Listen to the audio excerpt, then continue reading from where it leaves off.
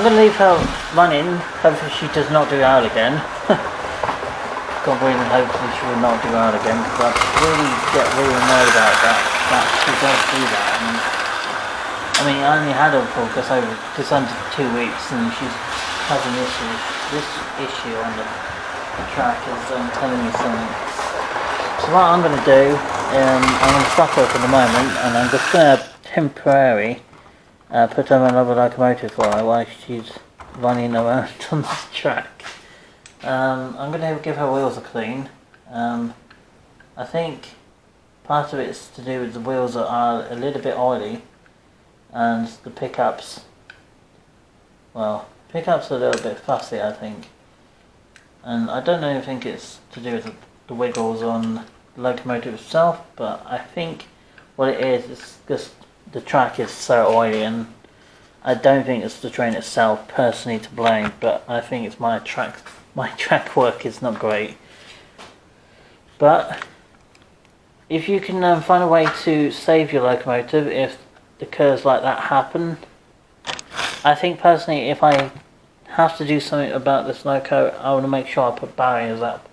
If it derails, it can hit the barrier instead of constantly falling off and making me feel worried. Breaking one of my favourite trains all the time, and then she breaks, and I don't want her breaking on me.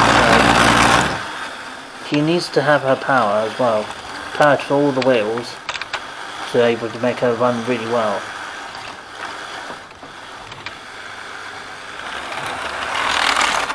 And she's already got to do around coupling. Classy.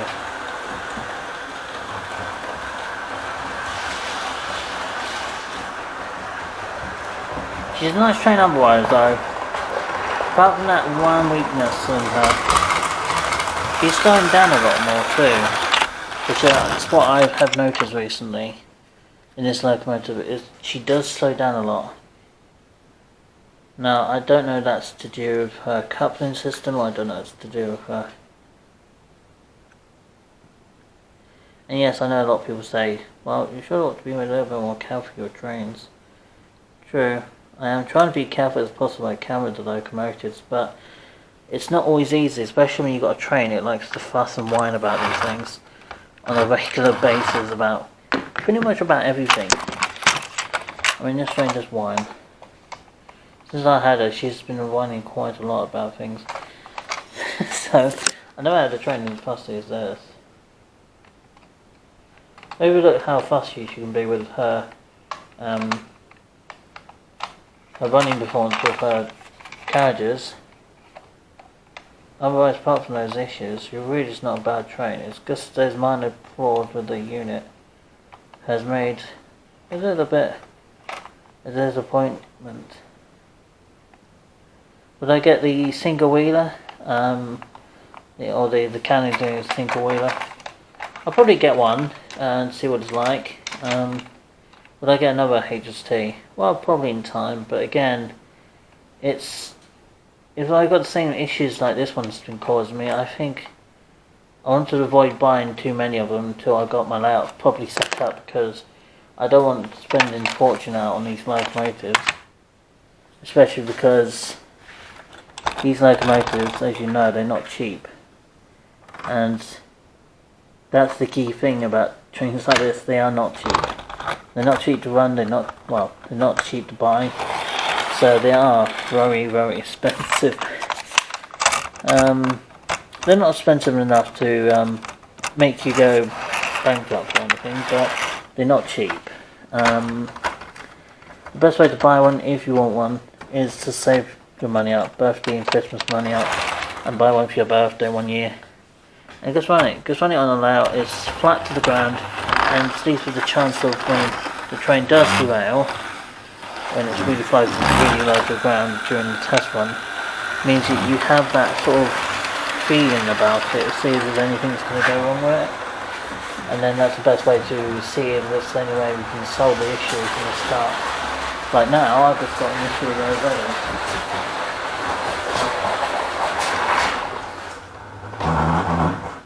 I'm going to take them off before anything happens. remove this connector.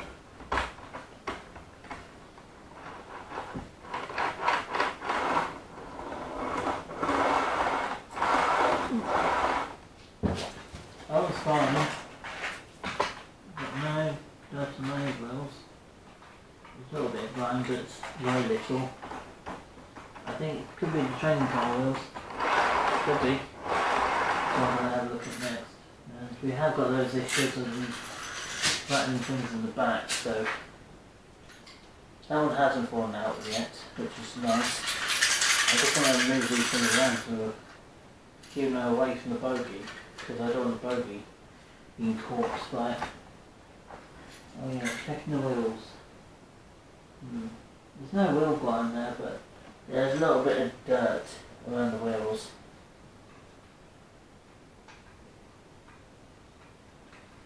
There's a little bit of grime going around the wheels.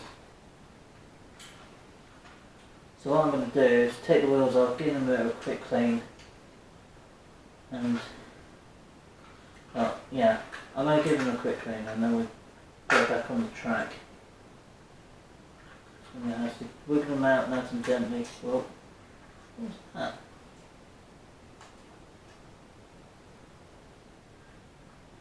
What's going on with this train? I'm only taking the wheel out just to give them a quick clean. And the whole thing's all out. Which is strange. Never had that before.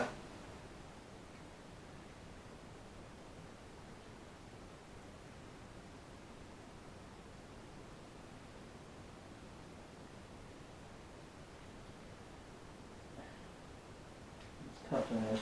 This connecting piece is really tricky to hold.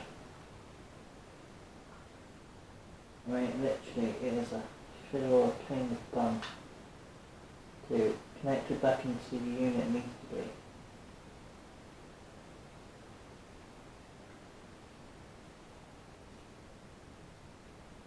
Obviously, I don't want to break anything, that's not my intention, but I'm just basically want to just dismantle the wheels for the moment, because I want to wiggle her out to get her wheels cleaned. I don't want to break her though. Just want to give her a quick clean. Nice gentle quick clean over the train cars, because the train cars have got a little bit of grime, but the back wheels look alright actually. So I'm just going to just put off camera for a second, and we'll get up and running again, just in the moment, get all those wheels cleaned up.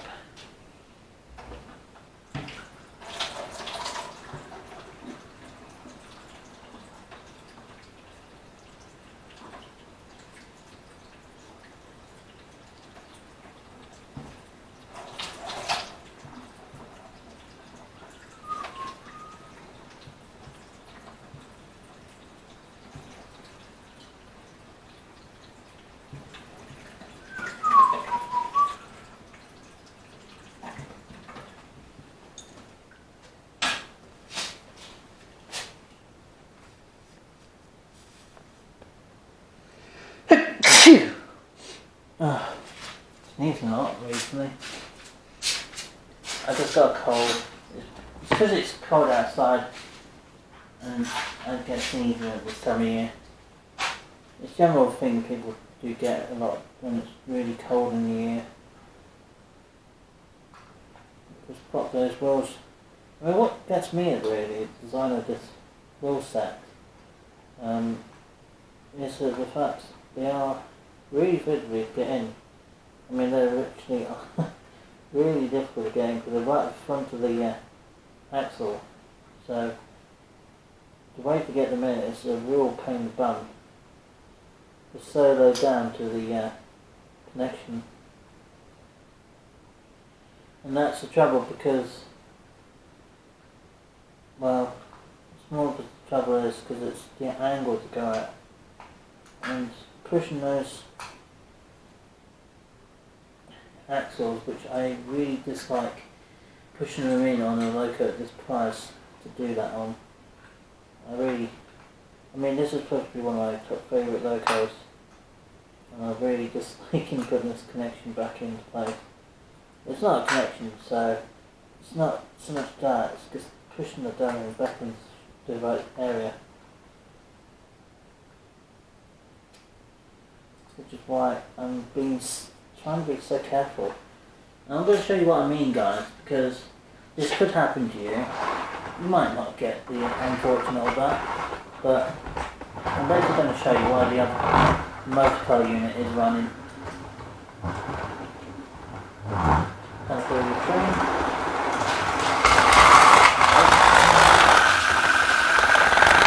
See what I mean? You've got an issue. The instant derailment runs around the track. Now that should not happen. It's not the train itself, I could be wrong. I think it's to do with the design of the track. Because my track is not level, it means it's constantly on the strain to bouncing around with the couplings. So what I'm going to do is take her off for now, so in case any further force happens, I'm going to disconnect her for now.